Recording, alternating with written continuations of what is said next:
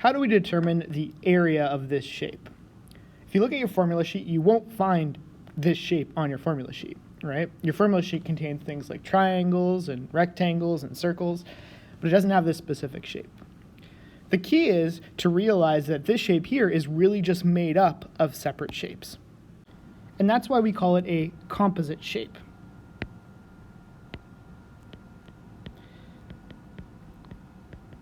Composite just means made up of parts. So how do we find out the area of this shape? Well, again, break it up. What shapes are inside of this shape? And you might see right here, there's a triangle. And down here, it's in a different color, there is a rectangle. Right? So if we could find out the area of these separate parts, we could put them together to find the total area of the shape, right? So let's do that. I'm going to draw this. This is my process for doing it. If you have your own way of showing your work, that's fine. But I like to draw the separate shapes off to the side. Okay? So we have this shape, and we have this shape. Just to break up the work into sort of manageable chunks. So when we find the area of these separate shapes, we need to use the formulas, right? So you should be referring to your formula sheet. The area for the triangle, if you remember, or you look at your formula sheet, the formula for that is base times height divided by 2, right? And the formula for the area of the rectangle is length times width. So do we know all these dimensions? Well, if we start with the rectangle is a little bit easier. We know the bottom is 6, right? So that's one of our dimensions, 6 feet. And we know the side is 7.5, right? So we know the dimensions. Can we find the area of the rectangle? We can. We just need to plug in the length and width. So 7.5 times 6, right? And if we do that, 7.5 times 6 is 45. And the units for that, because it's an area, are square feet, right? So the area of this, I'm just going to put it right in the middle here, 45 feet squared. Then we have the triangle. So for the triangle, we need the base and the height. So first of all, in the question right here, it's telling us that the height of the triangle is 4 feet, right? So that's sort of this height here. I'll label that like that. So the height is 4 feet. What is the base? Well, it's not really here, but if you look carefully, realize that this is a rectangle, right? And rectangles, the opposite sides are always the same length. So because this is 6 feet down here, we can assume that this dimension up here is also 6 feet, right? So that means the base of our triangle is 6 feet. So when we find the area of this shape, base times height divided by 2, the base is 6, the height is 4, and then we have to divide by 2. So if we do that on our calculators, 6 times 4 divided by 2, it gives us 12. 12 square feet, right? So again, in here, I'm just going to put the area at 12 feet squared. So have we done our job yet? What did the question ask for?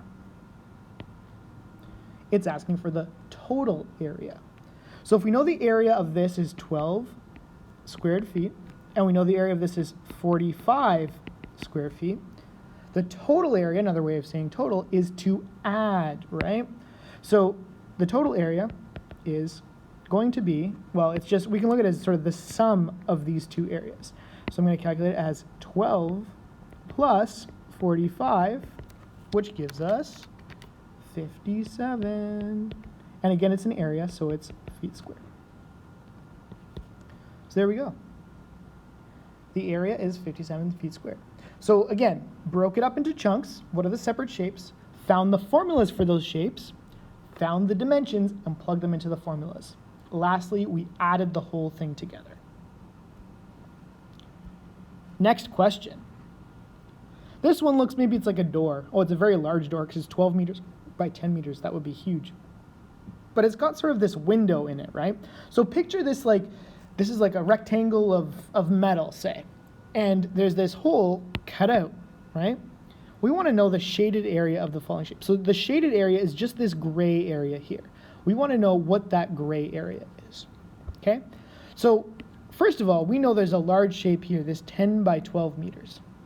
But we know that there's this smaller thing that's cut out of this shape. So we might be tempted to say, oh, the whole area of the whole thing is just 12 times 10. That's the answer, 120 meters squared. But we have to be careful because this area is removed from the total area. So if we think about it in terms of the separate shapes involved, we have the large rectangle, right? And we also have this smaller rectangle in the middle. The large rectangle is 12 meters by 10 meters, and the small rectangle is 7 meters by 2 meters. In order to find the area, the shaded area, what should we do to those two areas? Well, remember, pretend it's like a large piece of metal or something that you're creating this from. You're going to take this large area and you're going to remove this area here. How do we remove something mathematically? Isn't that just saying subtract? So don't we find the area of this shape and then remove or subtract the area of this shape? That's what we're going to do here. So can you find the area of this shape and this shape? I want you to pause the video here, try to find the area of those two shapes separately, and then see if you can find the final answer for the shaded area. Okay, pause it here and try. So if you did that, you should have got that the large area is 120 meters squared, and the small area, the small rectangle, is 14 meters squared. So if we wanted to find the total area of the shape, as we said, we're going to start off with 120 meters squared, and then we're going to remove the 14 meters squared to get 106 meters squared. That makes sense because we've started off with 120 and we've removed a little bit of that area. So that's the leftover area is this shaded area here. Okay, there we go. So looking at our first two questions, realize some of these questions we need to add together areas to get a larger area. Sometimes we need to subtract areas, and that usually happens when you have a shape inside of another shape. You have to subtract them. Okay, now let's look at this next shape. Find the area of the following shape. I'm going to hide that work on the left side because that's from the previous question. So how can we find the area of this shape? This looks like a sort of a funny shape. Well, again, this shape you won't find on your formula sheet. So what we can maybe do is, can we turn this into a few smaller shapes? So you might see it. What shapes do we have here? I see two rectangles. And I see two rectangles in a few different ways. I could go like this to get two rectangles. Oops, using the wrong color. I can use this to get two rectangles, right? So I have this rectangle up here and this rectangle down here. Or, let me erase that. I might see, if I divide it up like this, I have a rectangle over here and a rectangle over here. It's up to you. However you want to break it up, that's fine. I'm going to leave it like this. So I have two rectangles, and I want to find the area of the shape. So I want to find the combined area. So in other words, I want to find this area and add it to this area, right? So how do we do that? Well, again, on this side, I'm gonna show the two different shapes. So we have this long rectangle that's long and skinny, and then we have this other rectangle down here, which is like the one on the bottom, right? So you know what? I'm gonna label it. I'm gonna label this rectangle 1, just so it's super clear, and I'm gonna label this rectangle 2, just so it's clear. What are the dimensions? So be careful, because you might be tempted to say, oh, the rectangle, you know, it's 10 centimeters by 2 centimeters. But be very careful. Remember, we're talking about these two separate rectangles. So, for example, rectangle 2 down here is like this. So what are the length and the width of that? Well, the length here is 6, right? And the height is 2. So we can put that there. This is 6 centimeters by 2 centimeters, right? This 10 doesn't really help us because the 10 is like this whole length, right? We just want the length of this rectangle too. Let's look at rectangle 1. Rectangle 1 is this and this, right? So it looks like the height here is 9 centimeters. So I'm going to put that there, 9 centimeters. But what is this length here? Or this length here? What is it? Is it 2 centimeters? I know some of you are thinking 2 because this is 2 and it looks like it's sort of the same. But I'm going to tell you, it's not actually 2. These drawings aren't always to scale, so it's a little bit misleading. But we can actually figure out what this missing length is right here. And the key is to remember, for rectangles, if you have two sides that are opposite each other, they're going to be the same length. So for example, this is 6 centimeters, right? So that's going to be the same as this 6 centimeters down here. If we just go to here, right? Do you see that? So this is 6 centimeters down here. But we know this whole length is 10 centimeters. So what's going to be this length here or this length here? They're going to be the same, right? This length and this length. Can we figure this out? Well, maybe you can see it.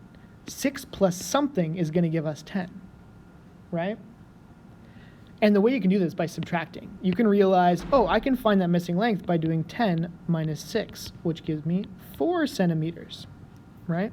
So this little length in here is actually 4 centimeters. I know it looks like 2 centimeters compared to that other one, but according to the calculations, it should be 4.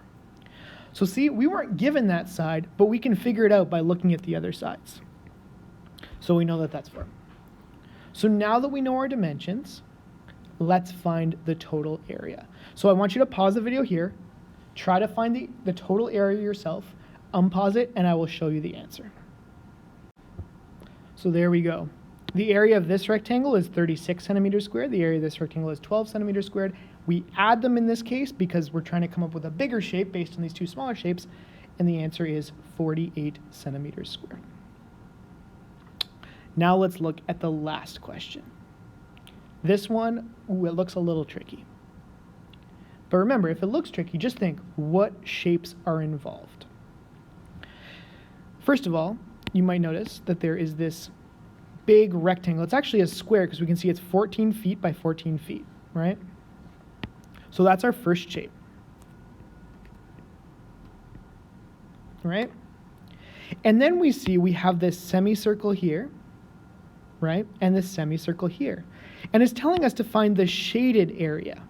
So that's like all this area in here, right? So if it's asking us to find the shaded area, it's like we're starting with this big rectangle, and then what are we doing with these two semicircles? Isn't it sort of like we're removing these two semicircles? So we subtract that, and we subtract that. Right? Does that make sense? And this square, right, is going to be 14 feet by 14 feet. So we can find the area of that shape. That's not bad. Can we find the area of these two semicircles which we're going to remove?